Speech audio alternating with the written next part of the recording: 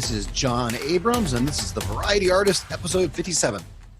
I just edited this interview with Twitter expert MadalynSklar, and my head's about to explode. So much info! I've listened to this one at least 3 times, and I'll probably listen a few more. The first time was just to get the info. The second time I listened, I sat in front of my computer with my Twitter profile on the screen and made all sorts of changes. And now the third time through, I'm figuring out all sorts of Twitter strategies that I'm going to use. We go over hashtags, Twitter chats, Twitter moments, how to build a following, and much, much more. You'll want to listen to this one a few times too. If you want to check out the changes I made, just check out my Twitter at The Variety Artist. There's no T at the end because there wasn't room. Now get your pencils and paper ready, folks. On to the interview. Welcome to The Variety Artist, providing aspiring artists and entertainers with in-depth discussions from top performers from all over the world. So get ready to book some gigs, make some money, and have some fun with your host, John Abrams. She's the host of the Twitter Smarter podcast. She was named by the Huffington Post as one of the 50 must-follow women entrepreneurs in 2017. She teaches folks just like you how to achieve rockstar results with social media, especially Twitter. She's the Twitter marketing expert. Variety Artist, I give you MadalynSklar. Hey, thanks for having me. Thanks for being here, Madalyn. How's it going? It's going good, John. It's always fun coming on a podcast and talking about all things Twitter. Great. In fact, I have to be honest with you, my Twitter force is not strong at all. As a lot of the folks listening to this, they aren't real great at Twitter. So for somebody just starting out, what would you suggest for somebody just starting out on Twitter, or maybe somebody who's had a Twitter account that hasn't been very active in it? Well, when you're first starting out, or if you've not been active in a while, things that you want to do is to just get on there and do it regularly, be consistent. When people see you, they're more inclined to connect with you. When you're not tweeting, you're not active, it's like you don't exist. It's like you're a ghost town on Twitter. So nobody's thinking about you. Just like when you're on Facebook, you go into your news feed and you see your friends talking. Same thing on Twitter. Like if you're out of sight, out of mind. So you want to be in front of them. You want to be there regularly. So I always tell everyone, tweet every single day. Get on there, be active. That's like one of the best things you can possibly do. And then just listen. Something as simple as listening. We're so busy talking and pushing out content that sometimes we forget to just sit back a little bit and listen and see what are people talking about so we can find the best conversations to jump into. Well, that makes sense. In fact, I know I've been on Instagram and Twitter, and I do notice that, if I don't post, there are no likes and there's no conversation going on. That's absolutely right. So just want to be active on there. Now, why Twitter over Facebook or LinkedIn or one of the other social media platforms? That's such a good question. I get asked that all the time. Facebook is great. We all love Facebook. We all use it, billions of users. The thing is, that's really a place to go connect with your family and friends. You're not really on there talking to strangers every day. We're mostly talking to people we know. What makes Twitter so great is that it is a great networking tool. We can go on there and connect with like-minded people that we don't already know. So I can get on there and go type in some search terms and look for conversations. Let's say I just want to see what are people saying about social media and just look for social media conversations. We're already like-minded because I like social media. I like teaching social media. So I'm looking for other people like me out there. I can just look at conversations and start talking to people and make these great conversations happen. And sometimes they lead to collaboration. Sometimes it leads to business. You never know where it'll go. Things like that just don't happen regularly on Facebook. And then when it comes to LinkedIn, while I love LinkedIn, in my experience, it's been mostly people that I don't know that are trying to sell me something. I get a lot of that. I don't know if you get that, John, but I do. I get a lot of people. I get that all the time. It drives me crazy because I like LinkedIn. I think there's so many great uses for it. It's not just a place for your resume. It used to be just all about you put your resume there and that's it. But it's so much more than that now. They've really evolved. It's very exciting what goes on. But so many marketers and so many salespeople use it wrong. They just get on there and they just connecting with people and say, hey, buy my book. Hey, go do this, go do that. It's like, no. You want to get to know people because, as you know, People want to help, they want to buy, they want to do things with people they know, like, and trust. You got to work on that know, like, and trust factor. And Twitter is a place that's easy to do this. It is so easy to get on there and just connect with people you don't already know and get to know them on a level where they'll get to know you, they'll get to like you, and they'll get to trust you. So then it becomes so much easier to ask them for something later. Gary Vaynerchuk talks about this all the time. He had his book years ago called Jab, Jab, Jab, Right Hook. And it's basically talking about that philosophy, give, then ask. So Twitter is the best platform to do this. That reminds me of two things. First, if you're juggler magician, you can hook up with other jugglers, magicians, face painters, etc., other people in the arts through Twitter. But also, doesn't Facebook limit the number of people that you see on your timeline? Well, there is that for sure. I mean, they do limit what you're seeing through the algorithms. It just can be a little bit more difficult. And Facebook says, hey, you're not allowed to have more than X number of friends on your personal profile. They limit that, and some people who are very popular, I mean, think about it. We've had Facebook profiles for so long. Facebook's been around a long time. I've been on it since the early days, not back when it was for college students only. I was already past being a college student. So it was when I was already a working adult. But once it became available to everyone, I jumped on there. And through being in the music business for 20 years and then moving over to social media, I was pretty popular on there. And I got 5,000 Facebook friends, and Facebook will not let me have more than that. I think that's still the limit. It's been the limit all these years. That has not changed once, John. And it's really interesting. I read somewhere once that their thought behind this was that you could not possibly know more than 5,000 people. And I beg to differ. I've traveled all over the country at conferences and events for many, many years. I've gotten to know a lot of people. Now, I'm not going to say I personally know every one of the 5,000 that I'm Facebook friends with, but when I go through that list, I pretty much know almost everyone. Maybe not in person, but I know them online, whether that was old school before social media when we met through websites. That's how we used to connect. That was social media back in the day, was through websites. It was a little bit slower. That's how we did it all. So I've been doing all this stuff that I've been doing since 1996. I've been doing this a long time. So I do know a lot of people, and I have other colleagues that have been at the 5,000 limit for quite some time. I just don't like that Facebook likes to put limitations on things. Is Twitter unlimited? Oh yeah, Twitter, you don't get that kind of limitation. You can have as many followers you can possibly have. And Twitter's a little bit different from the others. If I send you a friend request anywhere except for Twitter, if I send you a friend request and you accept it, we're both friends. We both are connected. With Twitter, it's a one-way street, not a two-way street. So I can follow you. You don't have to follow me back. So it's not an automatic thing. So in the early days of Twitter, I could get on there and just follow tons of people. And if they didn't follow back, well, at some point, Twitter was going to say, hey, we're going to limit you. And it was at the 2,000 mark. So I could follow up to 2,000 people. And if I didn't have 2,000 people following back or close to it, then at some point, Twitter is going to stop me. And their thinking was it was strictly to prevent spammers from overtaking the system. They didn't want a bunch of spammers getting on there and just following everyone and no one being interested in following them back, because you look at their profile and go, hey, it's a spammer. They're not providing value. People will follow you back if you're providing value. And that's one of the things that makes Twitter so great. They just saw a need to impose a limitation. They did that for several years. Then they changed it from 2,000 to 5,000. And these days, I don't even seem to notice it anymore. So I don't even think they're doing that any longer, which makes me happy because I really like that it's restriction free. And that's one of the appeal. Now, if I'm just starting out, what are some best practices on my profile when I'm just starting out and putting my profile together or adding to my profile?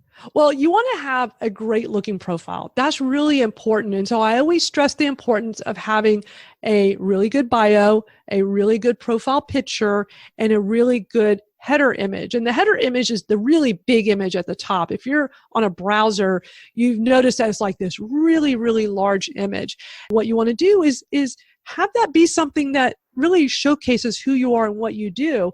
I recommend hiring a graphic designer to do it for you if you're not already someone who's creative and can design it yourself, or use a tool like Canva, and that's just canva.com. It's a free tool where they have these great templates that allows you to do some really nice graphic design without having to be a graphic designer. I used it just last night. It's a great tool. So that can be super helpful. Having a great profile picture, which should really be a good headshot, represents you and your business. A good headshot, preferably like when you're like looking at the camera, smiling, because that's what people are going to see, and they want to be able to recognize you. Back in the MySpace days, when I was in the music business, I tell you, John, everyone recognized me from that profile picture I had. I had a really good headshot I used. I used it consistently on all of my social media, on all of my websites. Anything I had that had my name on it, it'd be that same picture. So I would go to conferences, and the first thing people would say when I walked through the door, they go, "Hey, you're Madalyn from Go Girls Music. I recognize you. We're MySpace friends, or we're Facebook friends, or whatever."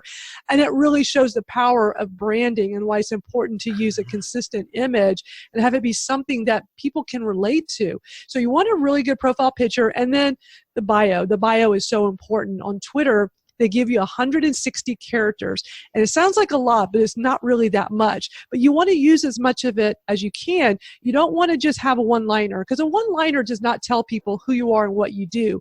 People are going to be very quick on Twitter, and they're going to take one quick look at your picture and your bio and make a split-second decision if they should follow you back or not. So you want something that really says who you are and what you do. Really important. And so for those of you that have not done this in a while, you haven't really looked at your profile in a while to update it, I urge you to do an audit. Just spend a little time on it. Like John, on yours, you don't have a header image. So this would be a good opportunity to think about something you could put on there. You can go into Canva and go through the templates, and they have one specifically for Twitter header that already has the size, the dimensions, which is 1,500 pixels across by 500 pixels tall. And you can just put a nice photo in there. You can play around with it and put some text on top of it, like an overlay, and have something that will make your profile stand out even more. And then you want to look at your bio and see, what can you do to freshen it up? You can put hashtags in there. You can even put a link to a website, with all of you guys, entertainment, arts, and all that. What you can do is there's a place for your .com, and I see, John, we'll use yours as an example. You have a place for your .com. Oh no, I'm in trouble. I'm in trouble. But let's say that you also have, let's say you have a brand new YouTube video and you really want to showcase that. You still have your .com, your main homepage, to the website where that goes. But in the bio itself, and a lot of people don't realize this, you can have a link. You can have a URL in there. So let's say you have a new video, maybe towards the bottom of your bio, you say at the very end, new video out now, and put the link to the YouTube video. Let's say you're a musician, you have a link to your newest single. You're going on tour, a link of your show dates. Get creative with it, and you can also have a link shortener like Bitly if the link is too long and doesn't fit in there. So there's a lot you can do with the bio, the picture, and the header just to grab more attention with your profile. Yeah, I'm looking at my profile right now. I'm looking at that header. Do you suggest that we put some wording in the header? Because when somebody looks at our header right at the very beginning, they can read something, and they don't even have to go to our bio. Sure, and you can look at mine as an example. And the way we designed mine, it was from my previous. I have a newer website now, and the colors are similar, but my previous website really matched the way this header looks so good. I just decided to keep it as is. But there's a nice blue background. I've got the Twitter bird, and I have @MadalynSklar, very big, because I'm known as a Twitter marketing expert. So why not showcase that? And below it, in big bold print, it says social media power influencer, blogger, podcaster, Twitter smarter chat host. I feel like that says everything about who I am. So if you looked at my profile and that's the only thing you look at in a split second, you get an idea of who I am. But if you take a moment and read my bio, I expand on it even more. And then I have the link to my website. I have also my location. It's important to have your location, and here's why. Because some people just put global or the world or planet Earth, or they try to have fun with it, right? But let's say someone's doing a search and they're searching for people in your area. Well, that could be a missed opportunity. And let me give you an example. Years ago, there was a group of local social media marketers here in Houston where I live, and they were compiling a list of the top social media marketers here in this city. And I live in the fourth largest city in the country. It's a big city. And because I had Houston, Texas as the location, they were able to find me in a search so that when they were compiling a list of these top social media marketers, I was included. So they first took a list of all the top, like the top several hundred people they could locate. Then they fed this through a tool that took all the data and then spit out the ranking from number 1 down to number 100. It was the top 100 social media marketers. I was number 2. Yeah. I was number 2 on that list. Now, all I could think was, what if I didn't have Houston? What if I was trying to be cutesy and I put planet Earth as my location on Twitter? I see lots of people do that. So little things like that can make a huge difference. So if you're not a local business, then I can totally understand that you want to make it sound more international or global, and that's fine. But just know that by putting your location, that can open you up to when people are doing searches and they're specifically looking for people in their areas. Everything you're saying totally makes sense, and it's all at a glance. It really is. I'm looking at your Twitter profile right now as we speak, and just take a quick look at it. You know, the background, your face, and the bio, everything's right there. It's just a great snapshot of who you are and what you do. I also want to mention real quick, though, had I still not had done my local location, that first year I was number 2. Then the next year I moved down to number 3. And then the following year I moved up to number 1 power influencer in Houston. And so I got a lot of great publicity out of that. So you just never know where things will lead. That's why it's important to make sure you cross all the T's, dot all the I's, do everything you should be doing. And little things like this go such a long way. So definitely spend time on your profile. Do an audit every 3 to 6 months. And also, you know what else I would say, John, too? And by the way, I can come up with ideas all day of good practices for Twitter, because I just start thinking of a whole bunch all at once. Another thing to do is go look at other people in your industry and see who are the ones that really stand out to you, and not to copy them, but just to give yourself ideas.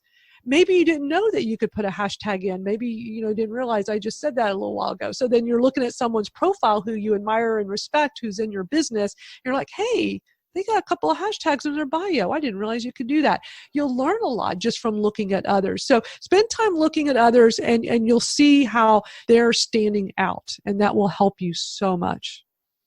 Yeah, it's funny. I teach that for looking at websites, but I never thought of that for Twitter and Facebook and all the different social medias. Why not? Absolutely. Now, there's not a whole lot you can do to stand out on some of these other social media sites, but Twitter, lets you do a little bit. That header is a big design element at the top. There's a lot you can do with that.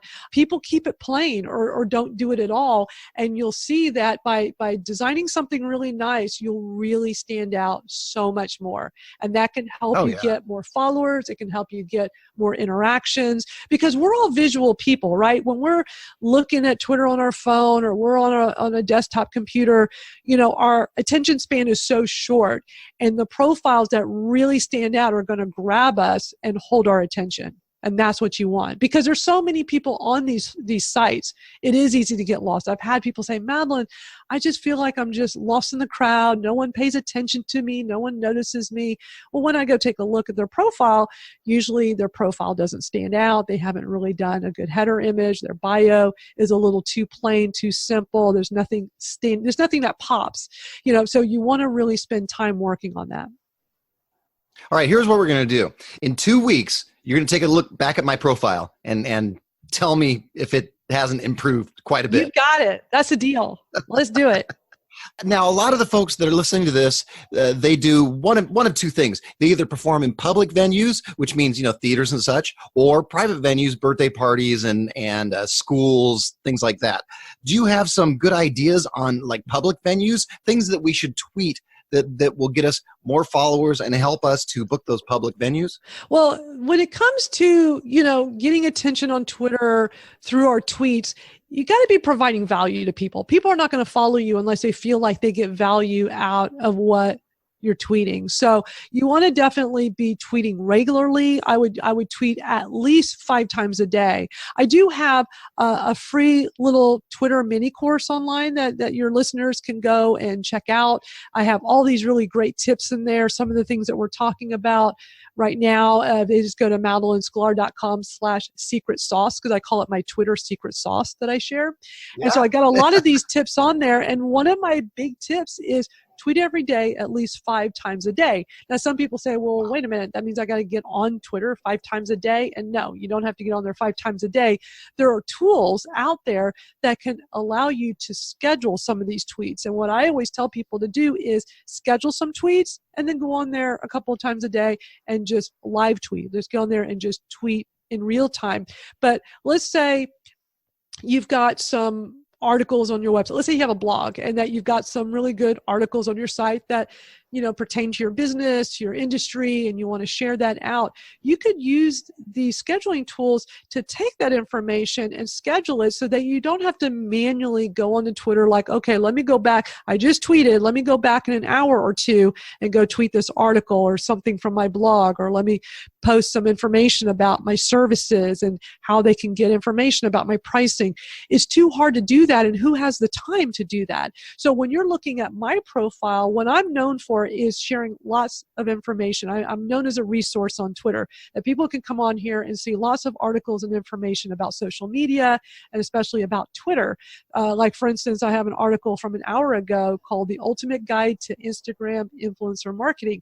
So I'm reading these articles every day, educating myself, always staying on top of all the newest in my industry. But when I see something that I think my Twitter followers would be interested in, I schedule that. And I use one of those scheduling tools, and I'll schedule it so it's a once and done kind of thing. So I'll typically in the morning go read all the information I want to read for the day that, in my industry, and then I'll take some of those and push it out to the scheduling tools. And that way it will automatically go in my Twitter feed. So like sometimes, this is a fun example, sometimes I'll be teaching a webinar and we're looking at my profile and I'm walking them through, so here's how you do this and here's how you do that. And then all of a sudden a tweet just popped up and they're like, wait a minute. Yeah. How did you just do that, Madalyn? You're talking to us and you're teaching us. And how did this random tweet, about how to set up a Twitter list? How that just, and it's like, okay, that's how using these scheduling tools, I can just set it once and forget about it, and it'll just run. It just is basically putting these all into a queue, and they just run at the scheduled times that I set up ahead of time. So it was really, really cool. It's a great way to keep your Twitter feed full of good, valuable information that your followers or prospective followers would be interested in. So little things like this go such a long way. Yeah, I had that exact same experience. I was at Performers University the other day, I don't know, last week or so, and a guy came up to me and he said, "Oh, I got your podcast," because I had released a podcast that morning. And as we were standing there talking, he goes, "Oh, wait, I just got another post from you on Facebook because it was posted on my buffer." And so he goes, "Oh my gosh, it's a John Abrams morning." And I was standing there talking to him. Isn't that great? That's always so cool when people notice that. Like, wait a minute, how did you just do that? So yeah, Buffer is one of my favorite tools, buffer.com. Also, there's Hootsuite. There's so many tools now, but that's a really good one where you can just get some tweets together, schedule them out, and then you're done with that part for the day. And then you can just focus on going in, checking your notifications, and just talking to people in real time. And I always suggest do it when you have time. I mean, sometimes we're like just waiting in line somewhere and you see how people pull up their phones and they're playing games. Like, I don't sit here and play games on my phone. When I'm like waiting in line at the grocery store, I open up Twitter in line and I just sit here and check my notifications and look to see what people are talking about so I can have a few minutes to just chat. But that's, I mean, maybe I'm a little too geeky. I don't know if too many people do that while they're waiting in line somewhere. But you can always count on me. If you ever see me in public somewhere, I'm like in line at the post office, in line at the grocery store, and I'm, face down in my phone. I would say 90% of the time I'm in Twitter. So I just love Twitter. It's a fun tool. I'm going to use it more. Okay, so now we're going to ask, what is a Twitter chat? Okay, I love Twitter chats. I'm very biased about this, but I think once you all hear about Twitter chats, you'll want to participate and you'll fall in love with it too. So Twitter chats is really a great way to go connect with other like-minded people. And it's really the place where you'll find your community, your tribe, your people. What you do is there are these conversations that go on Twitter. And some of them are weekly, some of them are bi-weekly. There's some different variations here, but a typical Twitter chat is a weekly conversation, and it all revolves around the hashtag. So I'll use one of my chats as an example. So every Thursday afternoon at 1 o'clock Eastern, I host the Twitter Smarter Twitter chat. So all you have to do on Thursday afternoon is go to Twitter, go into the search bar, type in # Twitter Smarter, one word, Twitter Smarter. A hashtag can be one word or a group of words, but there's no spaces. So if somebody's like, wait a minute, I've heard of this hashtag thing, but what is that exactly? So Twitter Smarter, one word, that's my hashtag. And I even went a step further with this hashtag. I decided to pick a hashtag that no one else was using so I could try to brand it. And you cannot own a hashtag, but you can certainly stake claim to one as long as no one else is using it. But just know that anyone can come along and start using any hashtag at any time. But I wanted a hashtag where I could tell people, hey, go on Twitter, look up Twitter Smarter. You will always see every day articles and information. Actually, John, I've been doing this since probably 2013 when I started the hashtag Twitter Smarter. It was before my podcast. It was before my Twitter chat. And I even have an online training course called Twitter Smarter. So before all of that, I just wanted to be able to tell people, hey, go to Twitter Smarter, and you'll always see articles and information related to Twitter. But then it's like, hey, also, on Thursdays at 1 o'clock Eastern, go to Twitter Smarter, and for 1 hour, you're going to see this big conversation happening where people are tweeting like crazy, and it's a very fast-moving, lots and lots of tweets, lots of people. But it's a fun way to connect with other people. So if you want to learn more about Twitter, or maybe you already know a lot about Twitter and you just want to share your expertise, come hang out the chat with us, and you'll be surrounded by other cool people just like you.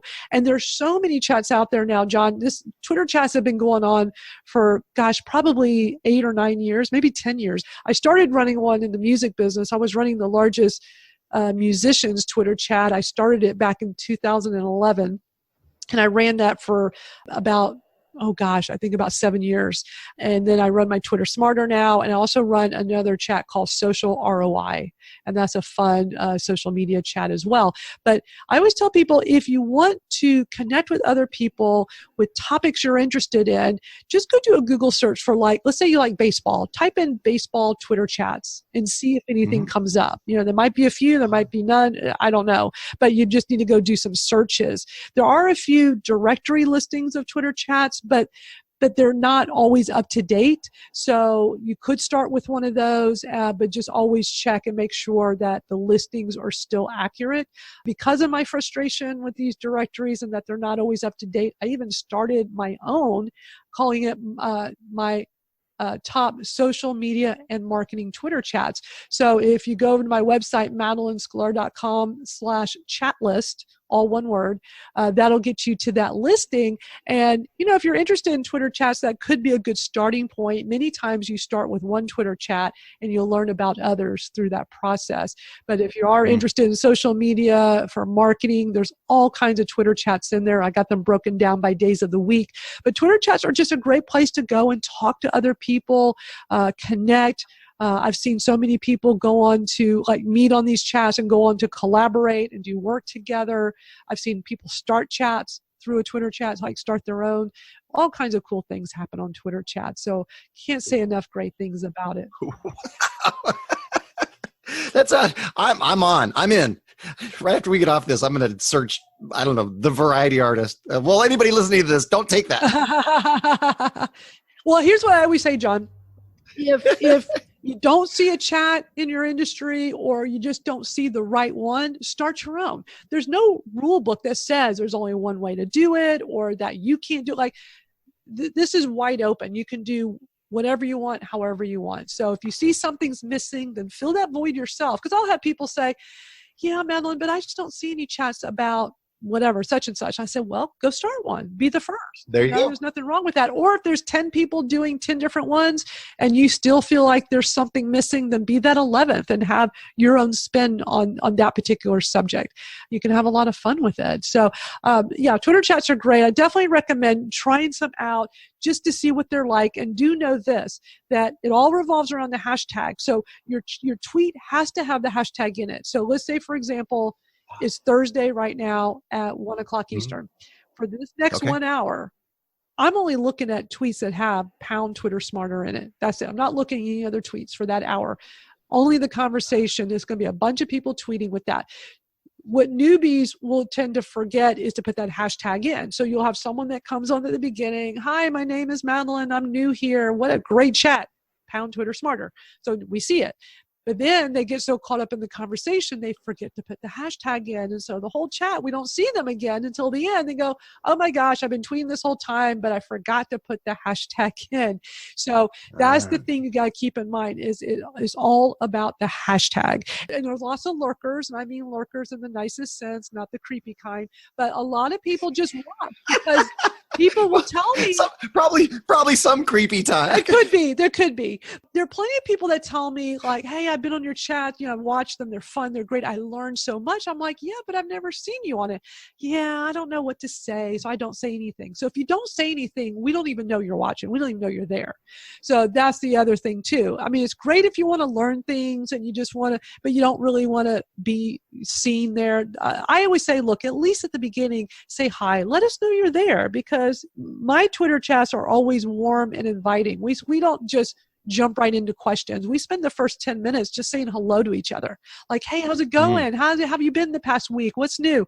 Like we just talk. We have just easy conversation just to kind of warm up. So then about 15 minutes after the chat starts, then we jump into the questions. And a typical chat will have a guest with a list of questions, but it's very common for everyone to answer the questions as well. We're all respectful of who the guest is and we want to support the guest, but if you feel like you can answer the question too, then by all means jump in and answer or ask other questions or just be a part of the conversation. Yeah, you at least want to be part of the conversation.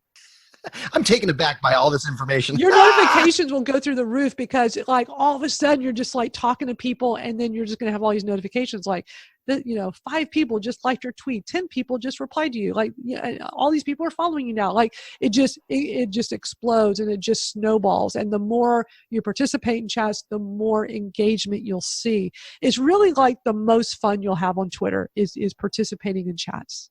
Well, tell me about Twitter moments, because right now I just discovered, it sounds silly to me, like 6 months ago, I just discovered Facebook stories.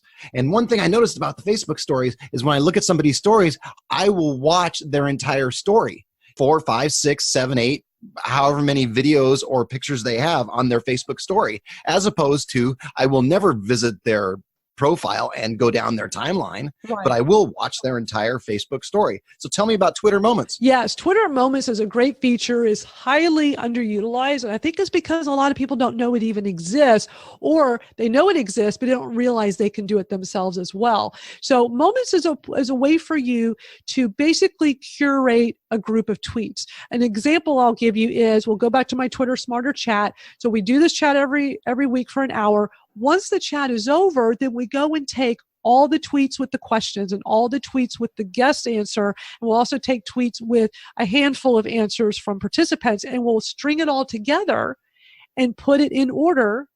And that's a Twitter moment. So if you go to my profile, twitter.com/MadalynSklar, you'll see, if you're on a browser, you'll see in the notification where you've got tweets, following followers, likes, lists, and then you'll see moments. You click on that. And then in there, you'll see the most recent one at the top, which is from my last Twitter Smarter chat. And then when you click on that, it takes you to that whole group of tweets. So the easiest way to describe it is a curated group of tweets. So they don't have to go through the whole, or they can do the Twitter chat, but then if they look at your Twitter moments, they see all the best parts, all the answers, and all that type of thing in sequential order. Exactly. Or whatever order. Yeah, it'll be whatever I put together. So the recap is a great example of that. There's so many ways to do this. Here's a great one too, and this will be for some of your more advanced users to Twitter, is a pinned tweet. And a pinned tweet is taking any tweet you have and just having it pinned to the top. So it always is that first tweet. Is a strategy I highly recommend, because when people come to your profile, they're going to look at least a few of your tweets. And why not control the very first tweet they see? So let that be your best tweet. Maybe it's something you're selling or something you're promoting heavily right now. That should be the one that's pinned. And you can always change it out. It doesn't have to stay forever. But what I did a few years ago is I came up with a Twitter moment of my pinned tweets. So every time I pin a new tweet and change it out, I'll add it to a Twitter moment. Part of it is for my own use, because then, John, I can go back and not forget what are the different tweets over the few years that I pinned to the top of my profile. But it's also to show people so they can see, like, these are like my best tweets. These are like, this is like the good stuff. And you can also access this when you're in the mobile app. Like if you're on the Twitter mobile app, you've probably noticed that one of the more recent changes to Twitter, when you're on someone's profile, is kind of hidden in their header image at the top. But these three little dots, tap on that, and it's like a whole menu of things pop up there. And one of them says view moments. So you can always access Twitter moments from any profile as long as they have them. If they don't have it, then you won't see that in the drop-down menu. But yeah, I think Moments is just a great way to just curate a bunch of really great tweets together into one big one, into a story, really. So what are some of the other Twitter tools? Oh gosh, there's so many cool things. Twitter lists. I love to talk about Twitter lists because this is also highly underutilized.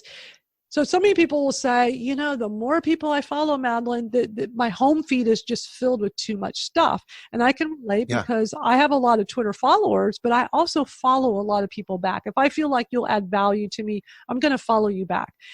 And so I'm following like 51,000 people. So if I click on home at any given time, I'm going to just be flooded with so many tweets.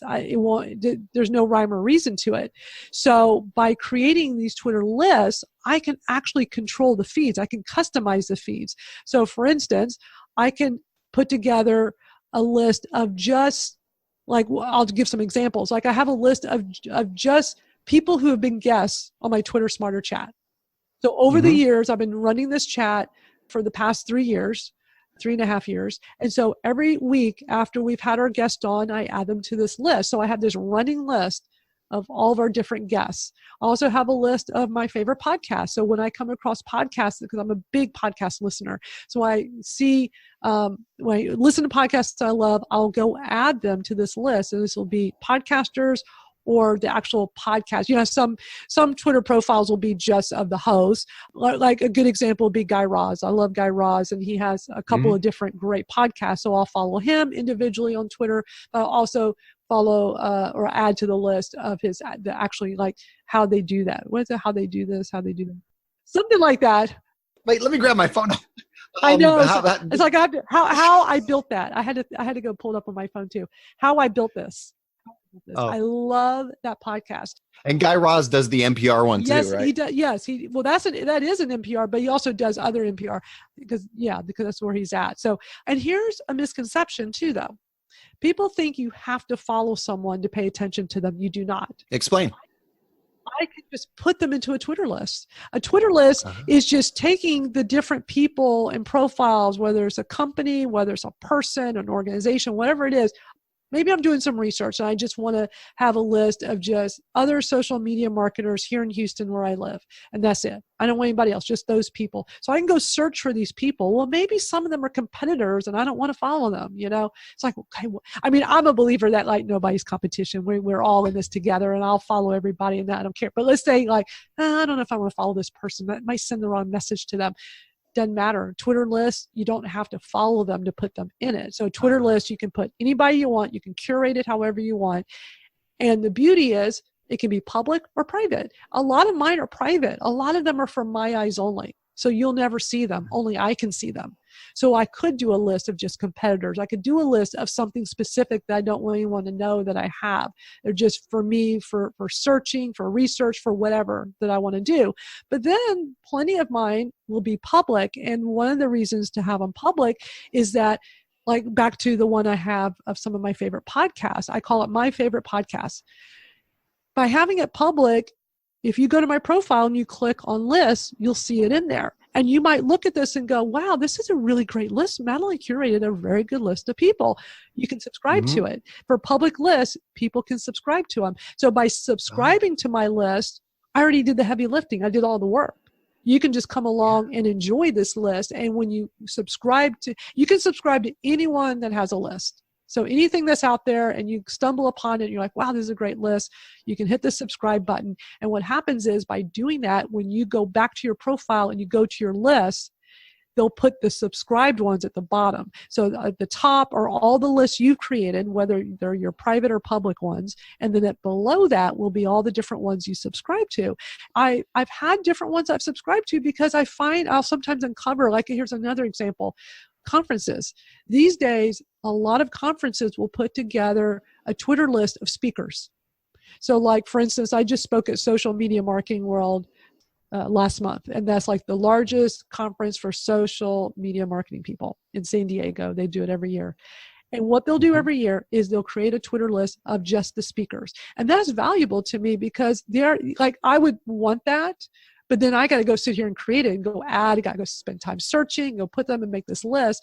Well, somebody already did it. So why go and like try to reinvent this wheel? It's already been done. So I can just hit subscribe and now I have access. There's only one limitation though. I can't go and make any edits to that list because I'm not the owner of the list. So as a subscriber, you can view it as is, but whoever actually owns it is the only one that can like add people to it or take people away. But typically you'll see something like this for a conference and it's just, they set it up and they just leave it because they know like people want this information. What a great research tool. Absolutely. It really is. And what I definitely recommend is, we're talking about a lot of different things here. You could always go to my profile and go look at some examples of Twitter moments. You can go to my profile, click on lists, and you'll see a lot of different ways I use lists. It'll give you some ideas. You can definitely check all these out through my profile. And then I recommend go look at what other people in your industry are doing. And the thing is, if they're not using Twitter lists at all, you won't even see lists associated with their profile. They have to at least have one. And same thing for Twitter moments. A lot of people don't realize they can do Twitter moments, so you're not going to necessarily go on profiles and see that listed. But if you do, you can click on it and see what they posted. Well, what about video? Video is becoming more and more popular. Can you do video on Twitter? You sure can. I love Twitter video. I think this is another underutilized. I really think, John, that people just don't. When we think of video, we think of making videos on Instagram, right? Instagram stories, Facebook stories, YouTube. It's Instagram, right? YouTube. We don't think about Twitter. People just don't associate Twitter with video or video with Twitter. And I have been on this huge crusade. I'm trying to think of what's the right word. Definitely like crusading this. Like, hey, everybody, this is something like that was actually my presentation at Social Media Marketing World last month. That's what I talked about, using Twitter video. Yes, you can definitely do video. If you're on a browser, you can upload a video.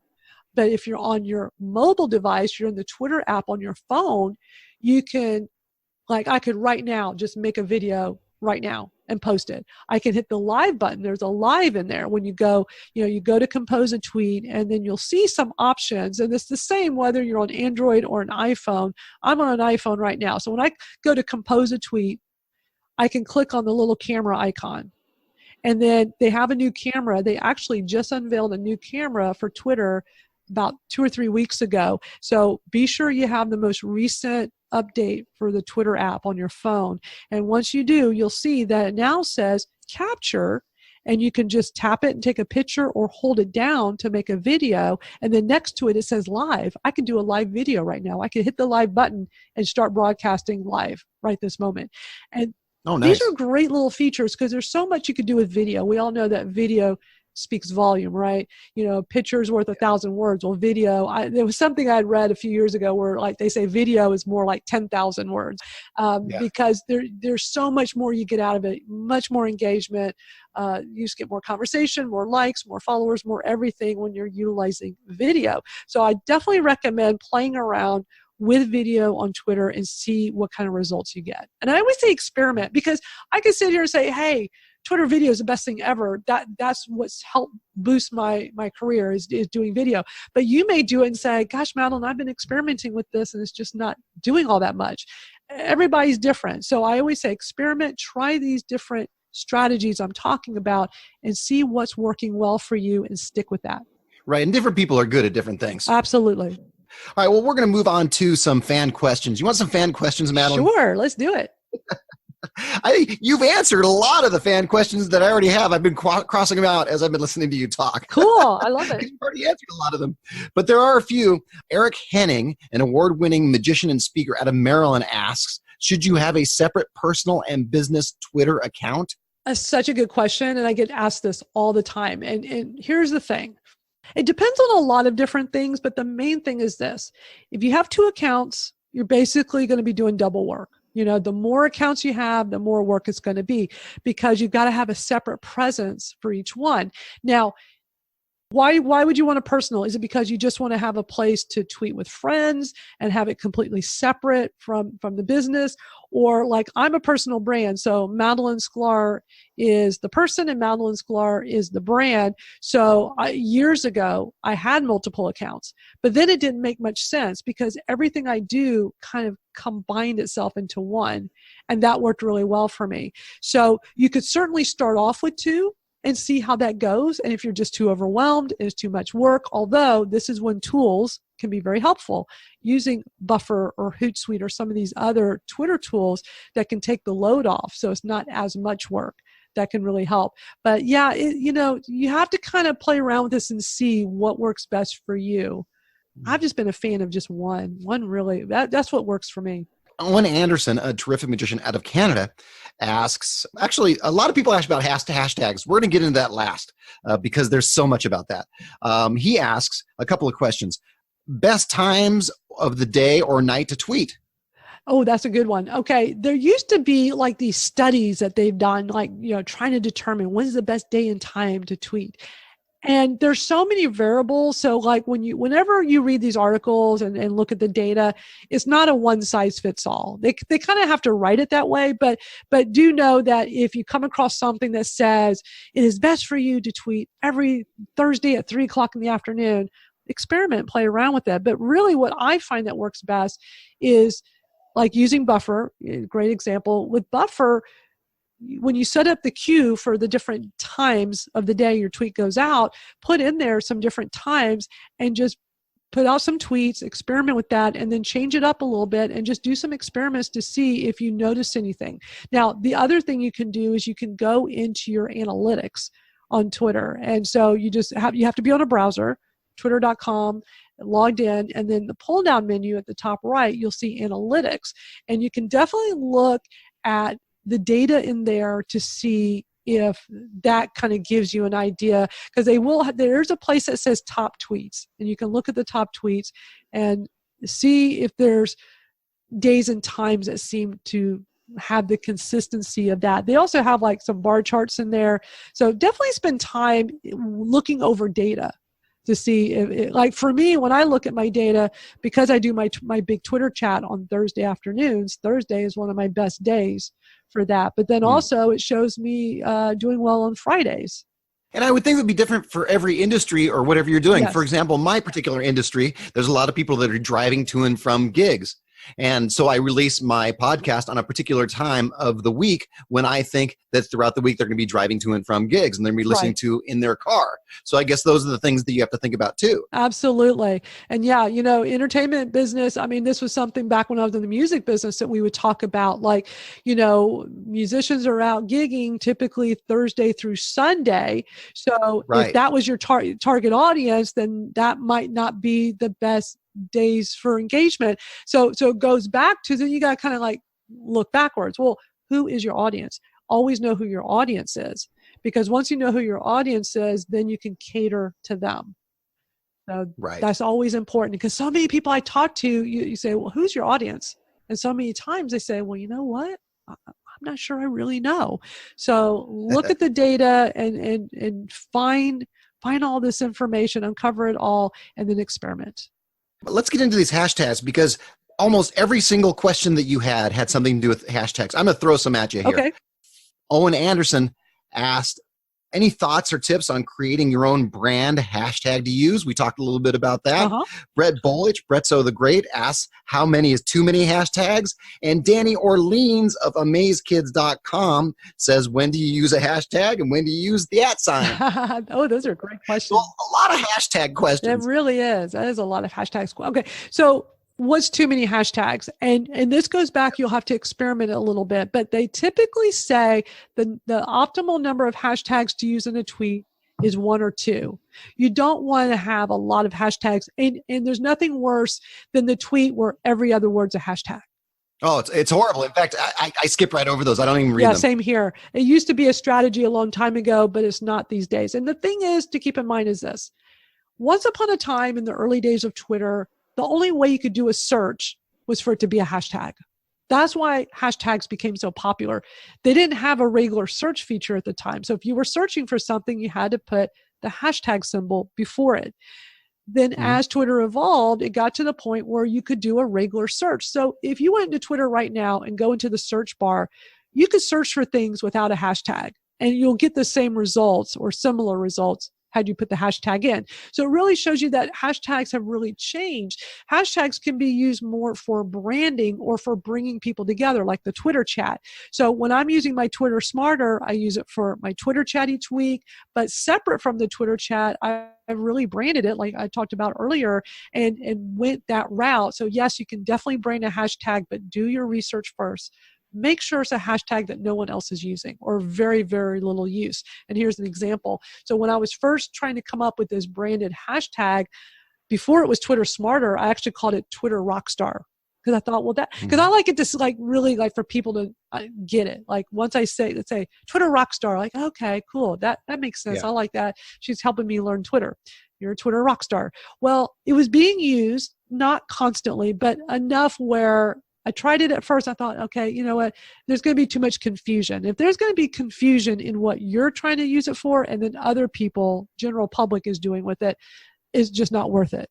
So that's when I did a little bit more research and came upon Twitter Smarter. No one else was using it at all. I thought, okay, this is going to be, I'm going to stake claim to this. This is my branded hashtag.